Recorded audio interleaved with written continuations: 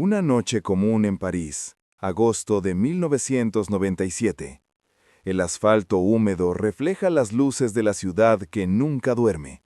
Un brillo aceitoso bajo la neblina fina que flota sobre el río Sena. Pero en aquella madrugada, el silencio que siguió al estruendo seco y metálico en el túnel del alma fue diferente a cualquier otro. No fue un silencio de paz, sino un vacío, un peso opresor que parecía congelar el tiempo mismo. El mundo se detuvo para llorar a la princesa del pueblo, inundando las calles de Londres con un mar de flores y velas. Sin embargo, mientras las cámaras se enfocaban en los rostros devastados y en las puertas de Kensington, una sombra se movía con precisión quirúrgica en los pasillos del poder. Alguien cargaba con una verdad que nunca llegó a los titulares, una verdad que no cabía en los obituarios oficiales. Diana no era solo una figura pública en una huida desesperada.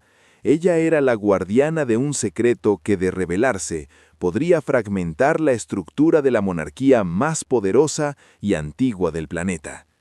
Lo que ocurrió en aquellos últimos minutos no fue un accidente trágico por obra del destino, sino el clímax inevitable de una persecución psicológica que comenzó mucho antes de que el chofer acelerara el Mercedes negro.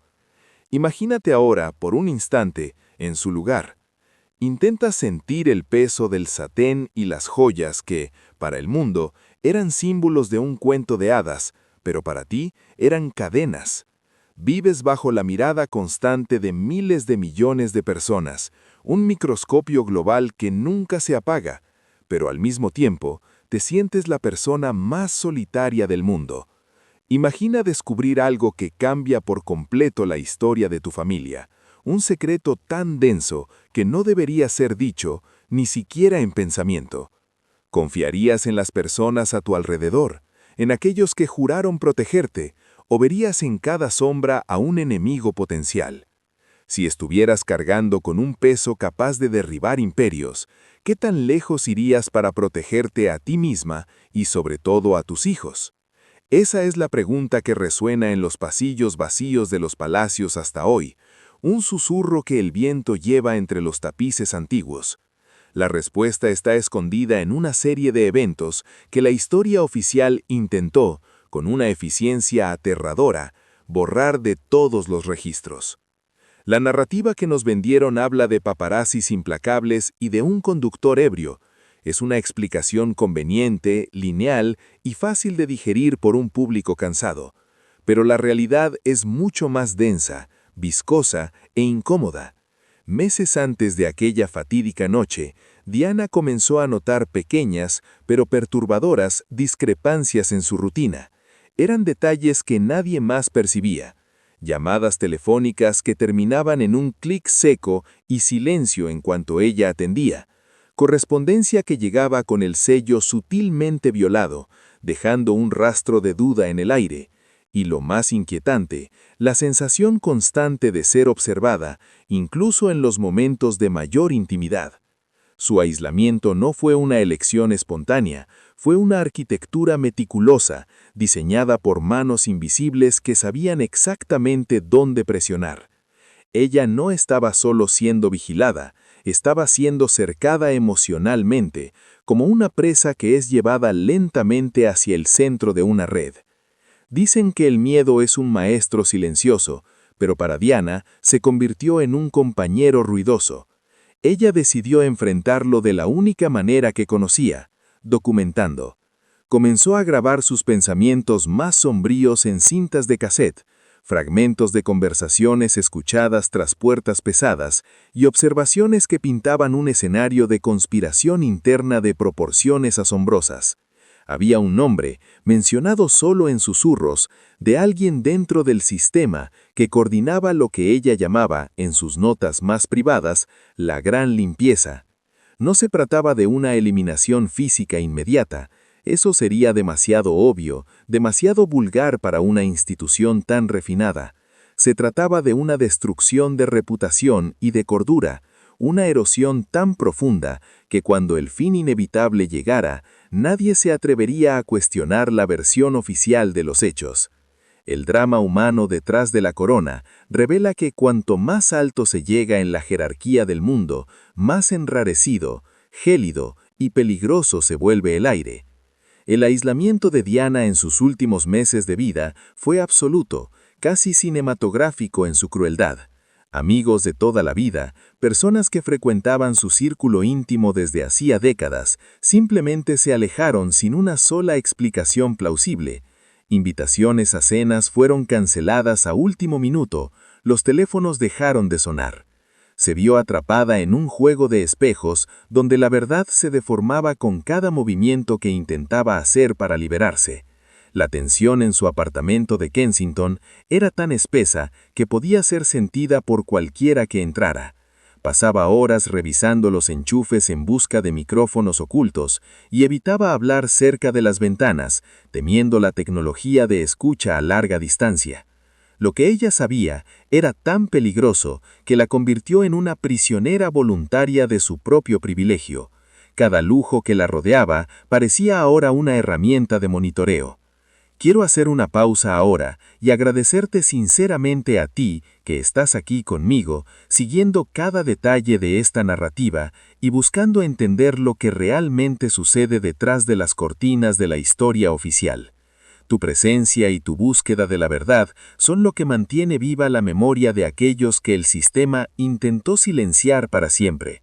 Y te lo prometo, lo que voy a revelar a continuación es el secreto mejor guardado de esta trayectoria, algo que fue mantenido bajo 7 llaves durante décadas, protegido por protocolos de máxima seguridad y que cambia por completo la percepción sobre lo que realmente motivó aquel último desesperado viaje a París. El punto de no retorno ha sido cruzado, y lo que viene a continuación es la pieza que faltaba en este rompecabezas de sombras. En aquella última semana de agosto, el aire en Londres parecía cargado de electricidad estática. Diana recibió una carpeta de cuero marrón, sin marcas ni remitente, entregada por un mensajero al que nunca había visto antes y que desapareció entre la multitud segundos después. Dentro de esa carpeta no había fotos de paparazzis ni cartas de admiradores. Había documentos bancarios complejos, transcripciones de reuniones secretas en Ginebra y memorándums internos que nunca debieron haber sido registrados en papel. El contenido era devastador. Vinculaba el financiamiento de ciertas operaciones militares oscuras en el extranjero con fondos que pasaban a través de una red de testaferros y empresas fachada por instituciones ligadas directamente a la estructura de la familia real. Diana no tenía en sus manos un drama personal o una prueba de traición conyugal. Tenía la prueba material de un esquema de corrupción y tráfico de influencias que atravesaba fronteras continentales. El accidente en el túnel no fue causado solo por la velocidad del Mercedes, fue causado por lo que estaba guardado en el bolso de Diana, un secreto que podría implosionar el orden establecido. Los testigos que estaban en las proximidades del túnel esa noche, muchos de los cuales nunca fueron llamados a declarar formalmente, describieron una luz blanca intensa, un resplandor cegador que precedió al sonido del impacto contra la 13ª columna de concreto. Este detalle crucial fue rápidamente descartado en las investigaciones oficiales como una alucinación colectiva causada por el estrés del momento. Pero, ¿y si ese resplandor fuera la señal tecnológica de que el destino ya estaba sellado? El Mercedes negro no perdió el control por una falla mecánica aleatoria o por un error humano común. Había una interferencia externa, un momento de ceguera inducida que garantizó que la verdad muriera con ella entre los hierros retorcidos, antes de que aquel documento pudiera llegar a manos de la prensa internacional a la mañana siguiente. El rescate aquella noche estuvo marcado por una lentitud atípica que desafía todos los protocolos de emergencia de una metrópolis como París. Mientras los curiosos se amontonaban y los flashes de los paparazzis seguían disparando de forma macabra, manos rápidas, entrenadas y silenciosas revisaban los restos del auto antes de que los paramédicos tuvieran acceso total a la paciente. Lo que estos agentes buscaban no era salvar una vida, buscaban la carpeta de cuero marrón, que desde ese momento nunca más fue vista por ojos humanos que no fueran los del alto mando de la inteligencia.